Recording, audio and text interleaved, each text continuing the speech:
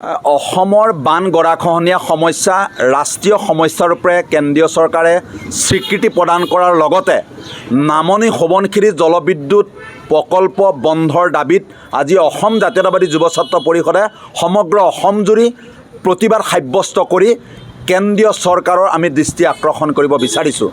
আৰু আমি অসম জাতীয়তাবাদী যুৱ ছাত্ৰ পৰিষদে বৃহৎ নদীবান্ধ কিয় বন্ধ কৰিছোঁ এই কথাষাৰ আমি সময়ে সময়ে কৈ আহিছোঁ যে আপোনালোকে লক্ষ্য কৰিব যে নামনি জলবিদ্যুৎ প্ৰকল্প 2000 মেগাৱাট ক্ষমতাসম্পন্ন এই জলবোমাটো যদি সম্পূৰ্ণ হয় নিশ্চিতভাৱে এই জলবোমাৰ পৰা নিগৰি অহা পানীয়ে সমগ্ৰ নামনি অংশ ৰাইজক প্লাবিত কৰাৰ উপৰিও কৃষিভূমি মানুহ মৃত্যু হোৱাৰ আশংকা আছে।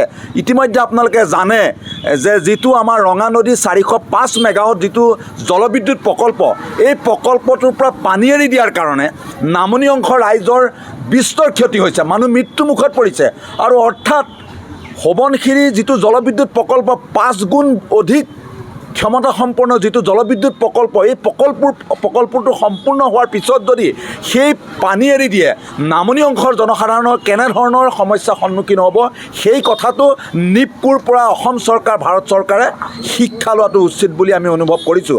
আৰু ইতিমধ্যে অসম জাতীয়তাবাদী যুৱ ছাত্ৰ পৰিষদ বা অসমৰ দল সংগঠনসমূহে প্ৰাৰম্ভিক অৱস্থাত যেতিয়া এই থুনুকা যিটো শিলৰ ওপৰত নিৰ্মাণ কৰিবলৈ লোৱা নদীবান্ধ এই নদীবান্ধটোৰ বিৰুদ্ধে যেতিয়া জনমত হৈছিল চৰকাৰে সেই জনসাধাৰণৰ যিটো প্ৰতিবাদ সেই প্ৰতিবাদৰ পৰিপ্ৰেক্ষিতত এখন বিশেষজ্ঞ সমিতি গঠন কৰিছিল। আৰু বিশেষজ্ঞ সমিতিয়ে যেতিয়া এই থুনুকা বান্ধটো কোনোপধ্যেই নিৰ্মাণ কৰাটো সেই বিশেষজ্ঞ সমিতিয়ে যেতিয়া তেখেতসকলৰ প্ৰতিবেদনত লিখিত ৰূপত প্ৰকাশ কৰিছিল পৰৱৰ্তী সময়ত ভাৰত চৰকাৰে সেই বিশেষজ্ঞ সমিতিৰ প্ৰতিবেদন সম্পূৰ্ণৰূপে লুকুৱাই পুনৰ জলবিদ্যুৎ প্ৰকল্প নিৰ্মাণ কৰিবৰ কাৰণে তেওঁলোকে আগবাঢ়িছে। আৰু বৰ্তমান সময়ত প্ৰায় 80শতাংশতকৈ অধিক কাম তেওঁলোকে আগবঢ়াই নিছে।